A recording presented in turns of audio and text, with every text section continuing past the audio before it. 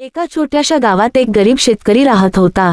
ना पैसा ना आधार, फक्त एकच आधार होता, स्वामी समर्थ महाराजांवरील अढळ श्रद्धा. दररोज सकाळी तो शेतात जाण्यापूर्वी म्हणायचा, स्वामी समर्थ महाराज आजही तुमच्याच नावाने दिवस सुरू करतो. संकटाचा काळ. 1 वर्ष भयानक दुष्काळ पडला. पीक जळून गेलं. घरात धान्याचा कणही उरला नाही. मुलं उपाशी, बायकोच्या डोळ्यात अश्रू आणि शेतकरी पूर्णपणे खचून गेला. त्या रात्री तो रडत म्हणाला, हे स्वामी समर्थ, तुम्ही असाल तर मला मार्ग दाखवा. स्वप्नातील दर्शन. त्याच रात्री त्याला स्वप्न पडलं. तेजस्वी प्रकाश, केशरी वस्त्रधारी दिव्य पुरुष आणि करुणामय आवाज. घाबरू नकोस, मी तुझ्या सोबत आहे. उद्या सूर्योदयाआधी शेतातल्या जुन्या विहिरीजवळ जा. चमत्कार. सकाळी तो धावत विहिरीजवळ पोहोचला.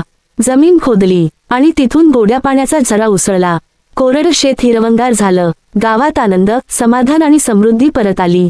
श्रद्धेचं फळ. डोळ्यात अश्रू, हात जोडून शेतकरी म्हणाला, स्वामी समर्थ महाराज, तुम्ही माझी नाही, माझ्या श्रद्धेची लाज राखली. आणि त्या दिवसापासून संपूर्ण गावात एकच जयघोष झाला, जय जय स्वामी समर्थ.